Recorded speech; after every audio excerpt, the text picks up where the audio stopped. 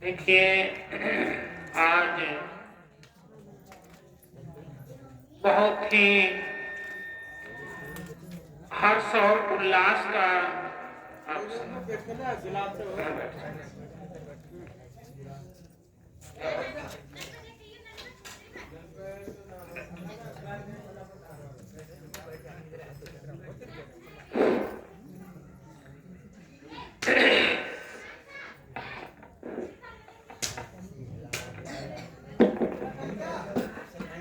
मेरी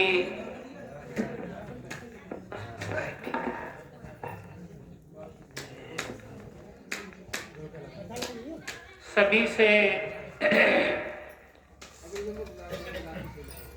हाथ जोड़ करके प्रार्थना है कि जो भी प्रेमी सज्जन अपने कार्य में जो संलग्न है वो शांति से अपने कार्य को करें और कोई भी माताएं बहनें यदि निद्रा ज्यादा जोर कर रही हो तो वो फिर अपना आसन ग्रहण कर लें। बाकी थोड़े समय को बैठे तो थोड़ी चेतन अवस्था में बैठे,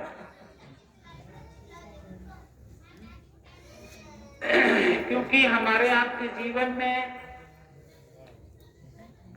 बहुत बहुत बहुत अनेकों अनेक प्रकार के सत्संग सुनने को मिलते होंगे, लेकिन परम संत सतगुरु कबीर साहब की जो पूजा पद्धति का विधान है ये जीवन में कहीं कहीं प्राप्त होता है।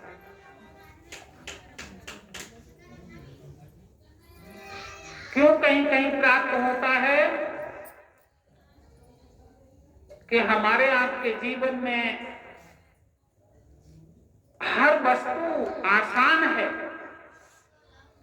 लेकिन सत्पुरुष की जो पूजा है, सत्पुरुष की जो वंदना है, सत्पुरुष की जो भक्ति है वो बहुत कठिन है। इसलिए ध्यान रहे, आज इस ग्राम खजुरिया में बहुत ही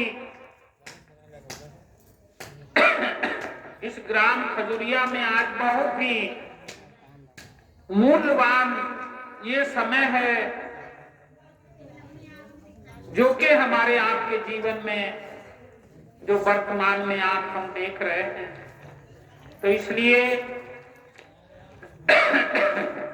कभी कभी होता क्या है कि बहुत छोटा सा सत्संग हमारी बहुत बड़ी भूल को सुधार के रूप में बदल देता है। बहुत छोटा सा सत्संग और कहीं बहुत बड़ी भूल हमारे आपके जीवन में कहीं होने जा रही है, वो उसको बदल देता है। कब और कैसे बदलता है? जब तक हम राम अपने हित और चित्त से ध्यान मग्न होकर के सत्संग नहीं सुनेंगे, तब तक हमारे हृदय में ये वाणी, ये वचन उतरना बहुत मुश्किल। तो देखिए, सर्वप्रथम मैं बहुत आभारी पूजनीय श्री हमारे आप सबके बीच में पूजनीय श्री मंगलदास साहेब जी यहाँ से काफी दूरी पे पूरब का जहां से वन जंगल शुरू होता है, वहां पे आपका मुकाम और स्थान है। वहां से चल करके यहाँ तक आए, आपने पूजा विधान का ये समय इन सबको दिया, आपने भी अपना कीमती समय दिया। मैं उनके चरणों में त्रैवार बंदगी, त्रैवार बंदगी। साथ ही साथ उनकी जमात के जो भी संत महंत साधु जन आए, उनको भी मेरी ओर से त्रैवार बंदगी साहेब, बंदगी साहेब साहेब। तो धन है ये घड़ी, ये बेला, जो कि हम और आप अपने जीवन के बहुत तमाम कार्य में बिजी होते होते आज सत्संग में यहाँ पर आए। कोई 10 कोस से आया, कोई 20 कोस से आया, और कोई बेचारे कितने लगन कार्य को छोड़ करके आए। श्री पुजारी जी के बुलावा पे आए। मैं उन सब के लिए भी सभी को साहेब बंदगी, राम राम वालों को राम राम, नमस्ते वालों को नमस्ते। तो देखिए भैया होता क्या है, अब हम राम सत्संग की ओर चले। क्या है कि ये विधान जो देख रहे हैं हम राम, ये बहुत कम संख्या में इस क्षेत्र में मिलता है, क्योंकि हमारे परम संत सदगुरु कबीर साहब के अनुयायी इस मार्ग पे चलने वाले इस क्षेत्र में कम है।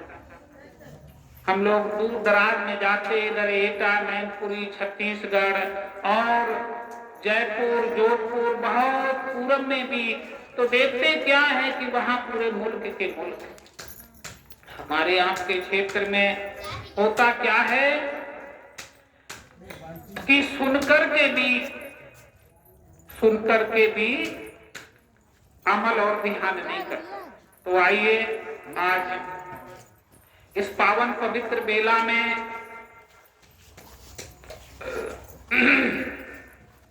इस पावन पवित्र बेला में विचार करने की एक ही वाणी बहुत है, क्योंकि सतगुरु कबीर साहब की जो वाणी है वो अमृत के समान है। तो सभी प्रेमियों ध्यान से सुने। सबसे कीमती समय कौन सा है? सबसे कीमती समय वर्तमान का समय है, जिसमें हम और आप बैठे। सबसे बड़ा दिन आज का दिन है, जो आप हम सब बैठे। कल का समय दूसरा होगा, उसकी धूप का दूसरी होगी, और सबसे कीमती घड़ी और बेला वो है आज। और हमारा आपका सबसे हितैषी मित्र कौन है? हमारा आपका सबसे ज्यादा हितैषी मित्र कौन है? वो है हमारा अपना हाथ। ध्यान रहे भैया, पास पड़ोसी नाते रिश्ते तो दूसरे नंबर पे है, लेकिन सबसे बड़ा हितैषी हमारा आपका ये हाथ।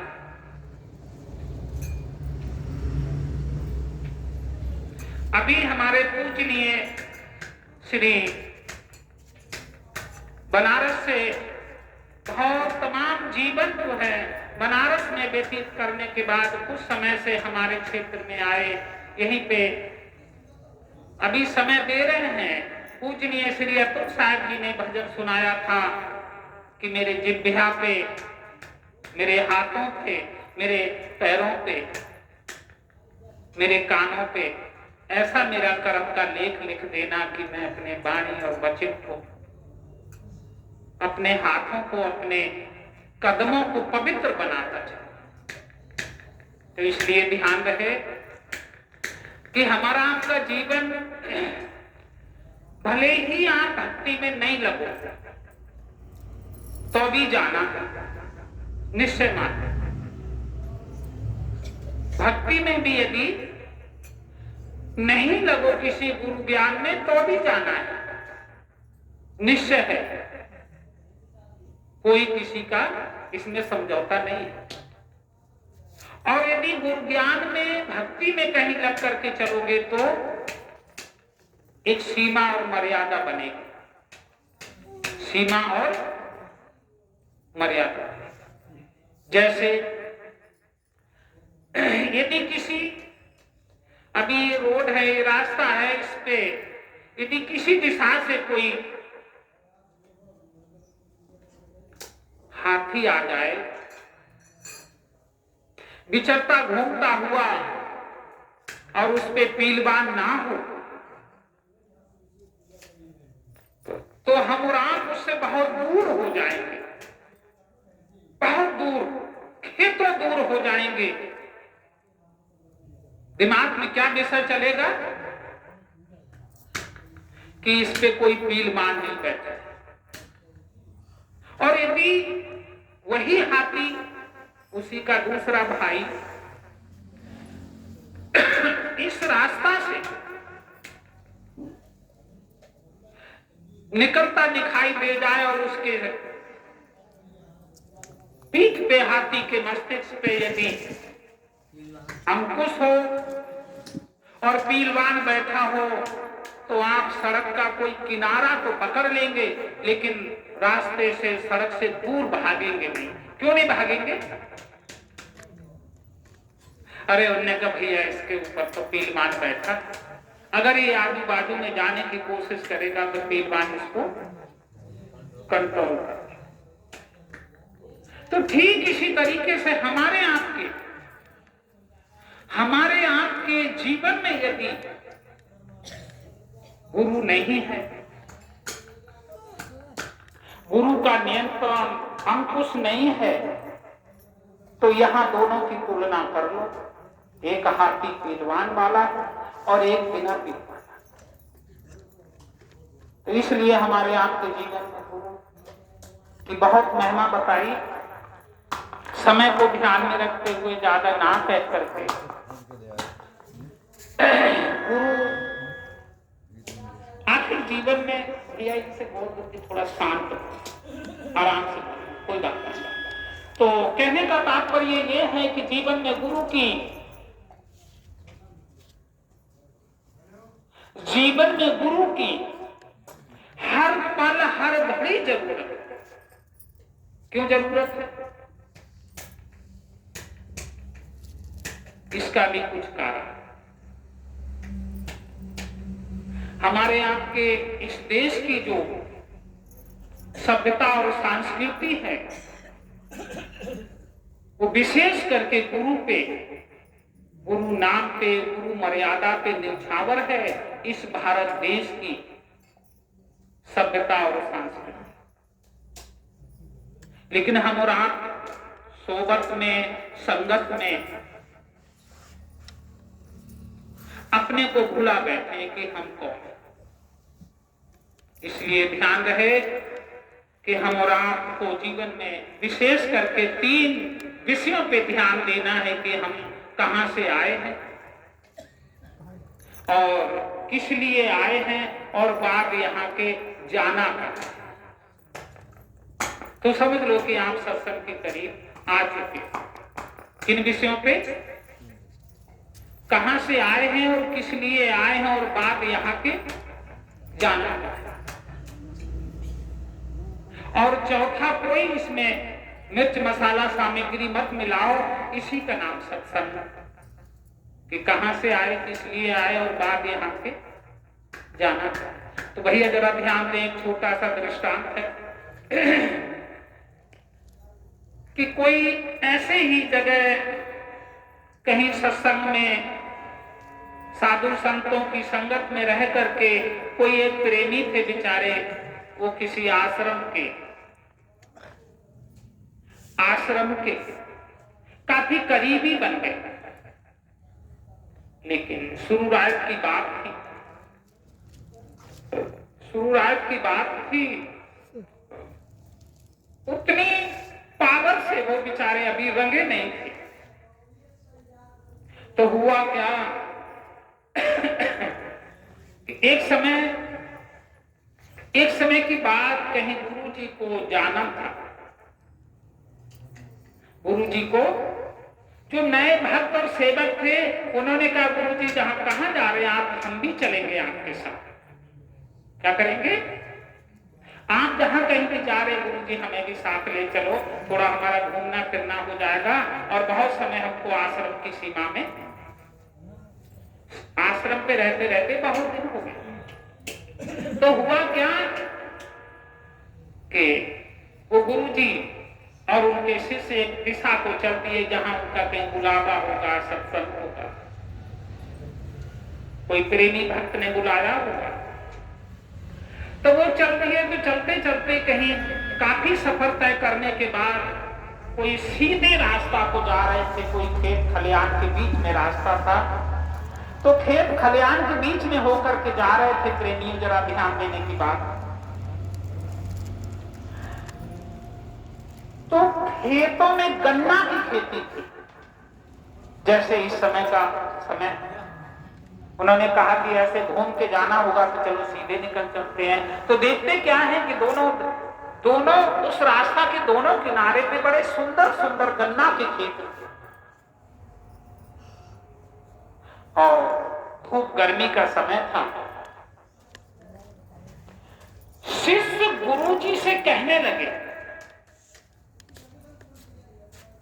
जो शिष्य थे वो गुरु जी से कहने लगे, भैया ध्यान रहे क्या कहने लगे। गुरु जी से शिष्य कहने लगे कि गुरु जी मैं गन्ना खाऊंगा। चेला क्या कहने लगे, मुझे गन्ना खाने की लग रही गुरु जी, मैं गन्ना। तो गुरु जी ने कहा कि अरे बेटा सुनो, यहाँ कोई दूर दूर तक खेत वाला नहीं दिखाई दे रहा है,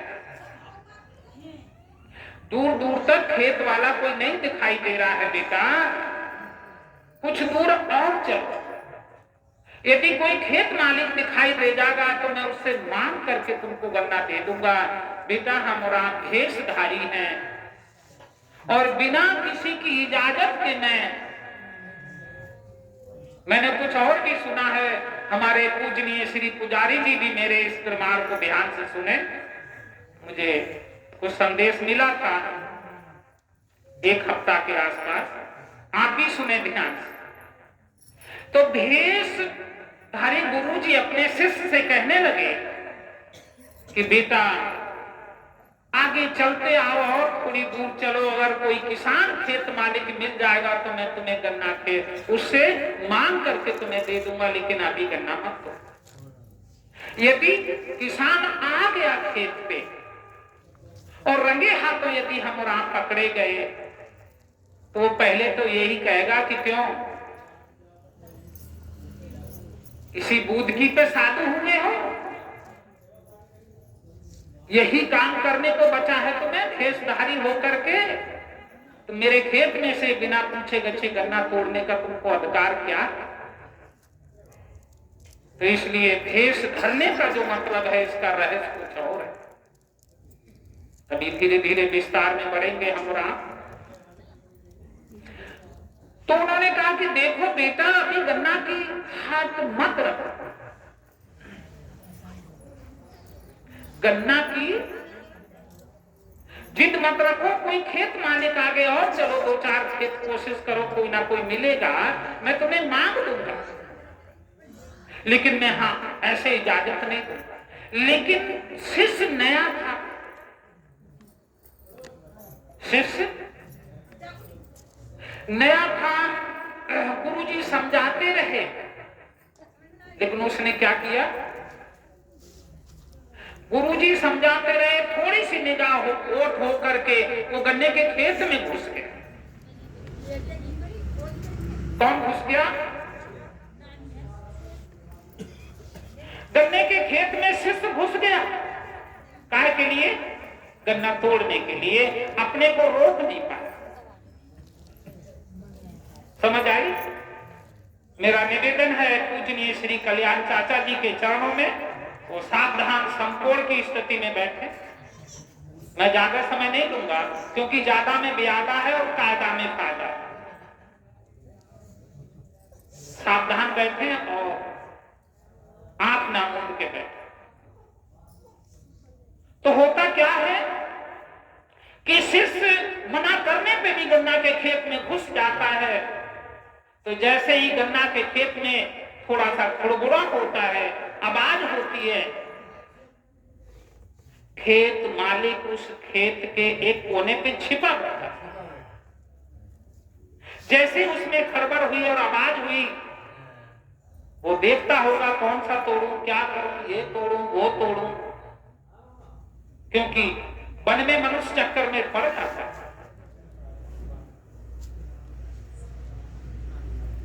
पड़ जाता है ना।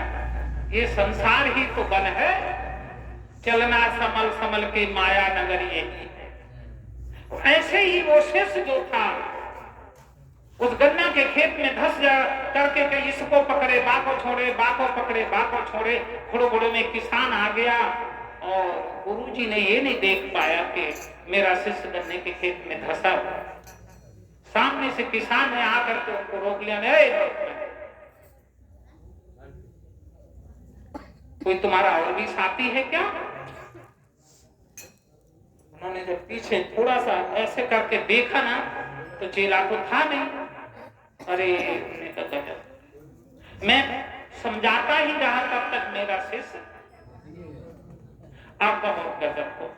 और नया नया शिष्य है ये, और कहीं इसकी डांट डपट ज्यादा हो गई तो ये गया, क्योंकि काल की चोट बहुत जबरदस्त है। ध्यान रहे जीवन में बड़े बड़े संत ऋषि मुनि महात्मा ऊंचाई पे पहुंचने के बाद भी वहां से कलावाती खा गए इस मन के चक्कर से। तो मन निरंजन जानिए, मन है पक्का दूध, और ले बैठे दरिया में जब जाए हाथ से छूट। तो ध्यान रहे प्रेमियों, जब गुरुजी ने ऐसे झपक के देखा कि अरे तो खेत किसान कहने लगा, गुरुजी वो महात्मा जी तुम्हारा कोई साथी है क्या? मेरे खेत में बड़ी खुड़बुड़ हो रही है, जैसे आप उसमें कहीं कोई जीव जंतु लड़ते हो। उन्होंने कहा है मैं करूं तो कर। उन्होंने कहा नहीं बेटा किसान भैया, तुम आजू बाजू में देख लो, हाँ एक साथी तो है हमारा, लेकिन उसका मैं रहस्य बताऊंगा, लेकिन पहले आप और दिशाएं देख लो। तो किसान को थोड़ा सा इशारा दे करके कोई और आजू बाजू में आप देख लो, कोई और भी ना हो, वे मेरे साथ तो एक साथी। तो उन्होंने कहा कि अब बड़ा बहुत ही गजब हो गया कि मैं इसको बचाऊं कैसे। अब यहाँ पे सवाल आता है प्रेमियों, माताओं, बहनों, कि गुरु के जीवन में जरूरत क्यों पड़ती। तो जब शिष्य को खेत में धसा देख करके गुरुजी ने बहुत चिंता प्रकट की, बहुत जो है चिंतित हुए। उन्होंने कहा अब क्या करूं, इसे बचाना तो है ही है। तो भैया ध्यान रहे, तो ध्यान रहे कि गुरुजी ने थोड़ा सा किसान को थोड़ा और कहा कि भैया देख लो इधर उधर कोई, हमारा तो यही कहीं होगा, ज्यादा अंदर नहीं, हमारा गन्ना तोड़ने नहीं घुसा है। कहाँ है? बोले भैया देख लो कहीं ऐसे थोड़ा मना। होता क्या है कि जब गुरुजी ने जान लिया कि ये मेरा ही शिष्य है और मैंने समझाया तो माना, तो गुरुजी ने कहा बचाना भी बहुत जरूरी है। तो भैया ध्यान रहे, अब गुरु और शिष्य का नाता बड़ा विचित्र है। कोई मामूली और आसान खेल नहीं, जिनको इस कदमों पे चलना, क्योंकि बहुत कठिन है डगर पनघट की, बहुत कठिन। कितनी कठिन है? यूं ही तो कहा है कि शीश दिए जो गुरु मिले तो भी सस्ता, तो पहले तो शीश देना पड़ेगा। इसलिए ये मार्ग कठिन है, औरों में तो आसानी। तो गुरुजी शिष्य को फंसा देख करके एक शब्द कहने लगे। भाई लोगों, माताओं, बहनों, सभी ध्यान से सुने। क्या बोला गुरुजी ने कि बस कर बच्चा, बस कर बच्चा। अब यहाँ गुरु और शिष्य का सवाल होता है कि मैं शिष्य को कैसे बचाऊं, और गुरु अब क्या कह रहे हैं अपने शिष्य को बचाने के लिए कि बस कर बच्चा, बस कर बच्चा, आवत है संसारी, और भव सागर की गैल छोड़ दे, हो जा पल्ले पारी।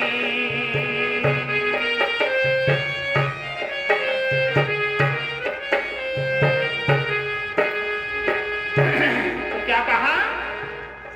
अरे बस कर बच्चा, बस कर बच्चा, आवत है संसारी, और भव सागर की गैल छोड़ दे, हो जा पल्ले पारी।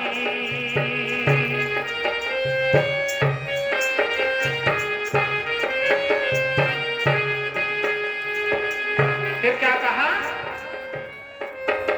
अरे लंबो होए तो छोटो कर ले, ए भैया, अरे लंबो होए तो छोटो कर ले गुप्ता धारी।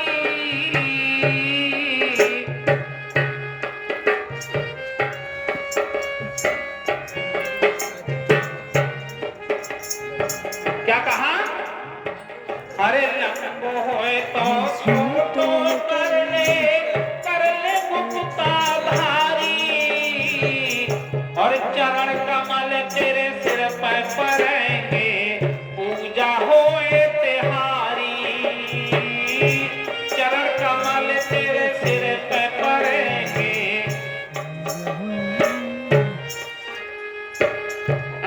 क्या कहा भैया? लंबो हो तो छोटो कर ले गुप्ता धारी, और चरण कमल तेरे सिर पर परंगे, पूजा होए। ओहो, जब इतनी आवाज जो सुनी शिष्य ने, एकदम शांत हो।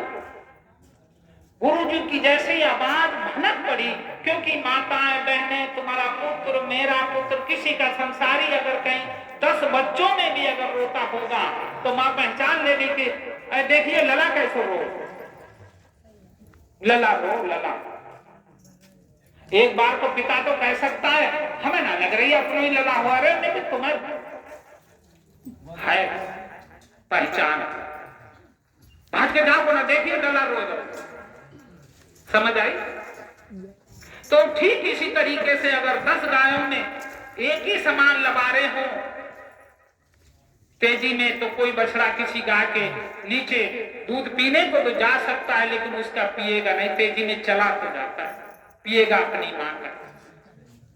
तो ध्यान रहे जीवन में, जैसे ही उस शिष्य के कानों में भनक पड़ी कि मेरे गुरुजी की कहीं आवाज आ, तो वो शांत होकर के एकदम फिर से सुनने की चेष्टा लगाने लगा। क्या कहा उसने कि अब मैं गौर से सुन लूं, मेरे गुरुजी कुछ कह रहे।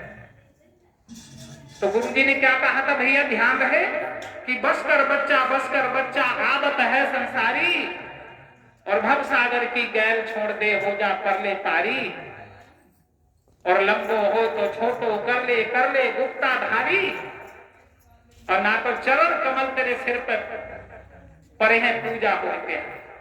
जब शांत होकर के गुरुजी की वाणी को शिष्य ने सुना तो वही का वही करना छोड़ दिया। गुरुजी की वाणी उसके हृदय में उतर गई कि वो ये संकेत तो मुझे दे दे।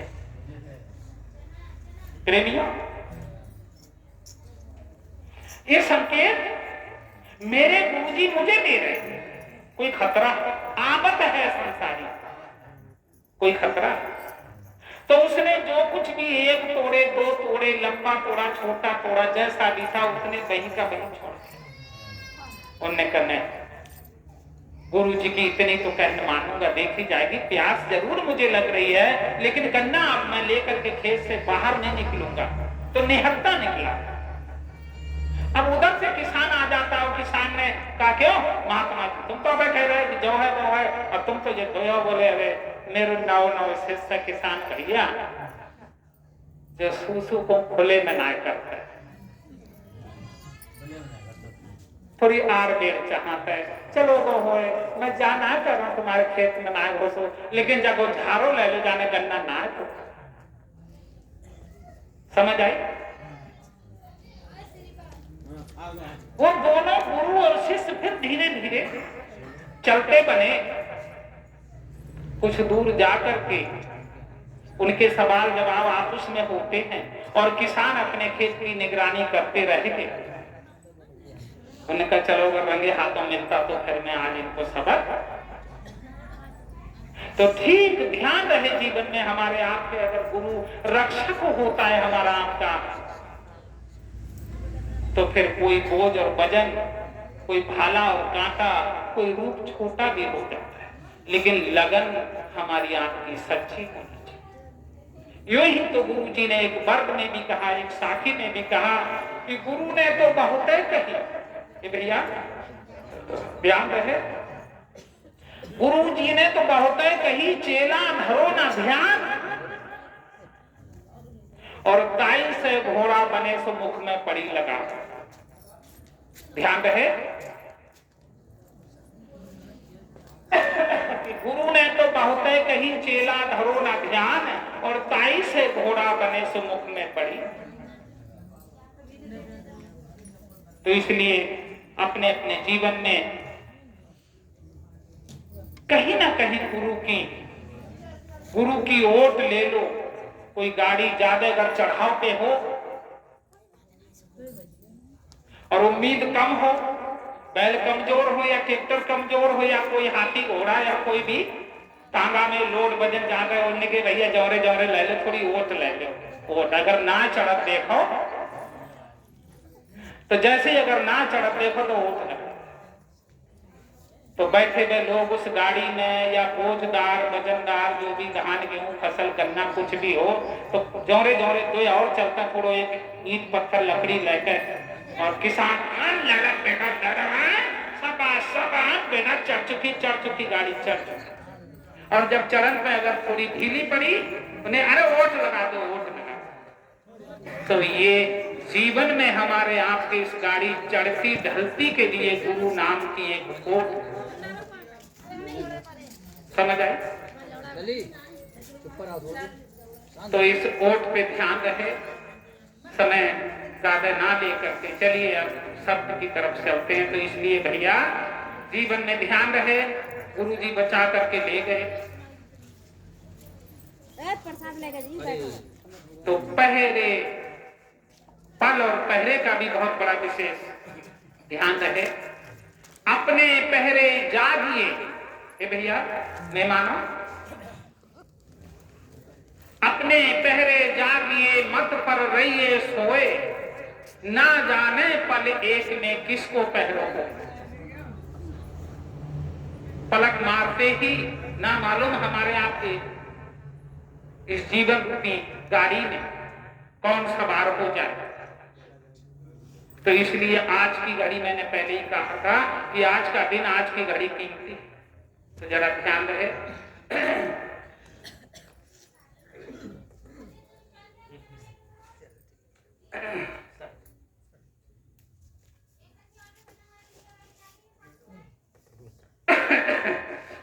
तो 184 घूम घूम के, भैया 184 घूम घूम के किनारे पे अटकी आए, और अब की फांसो ना पड़ो तो फिर 84 जा।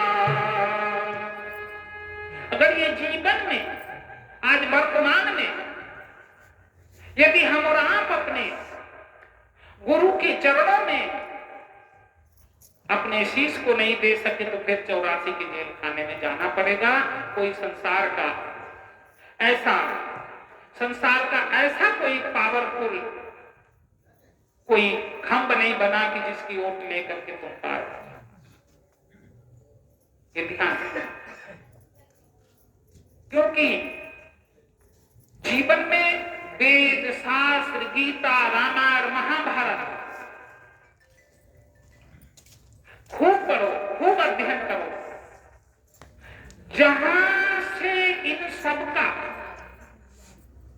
जहां से वेद, शास्त्र, गीता, रामायण, महाभारत का,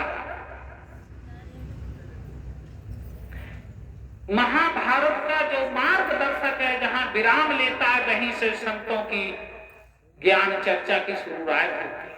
ये ध्यान रहेगी,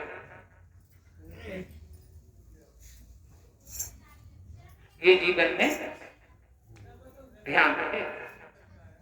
क्योंकि कहते हैं कि 4, 18, 9 पढ़े, 6 पर खोए मूल, और सतगुरु के जाने बिना ज्यों पक्षी चाटू।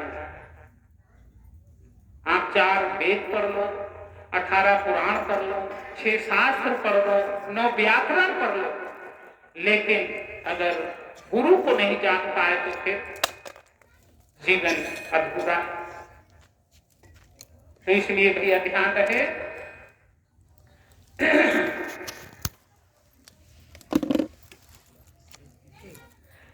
हर दिन 10 नहरों खेल ले रे निज ससुरे जा।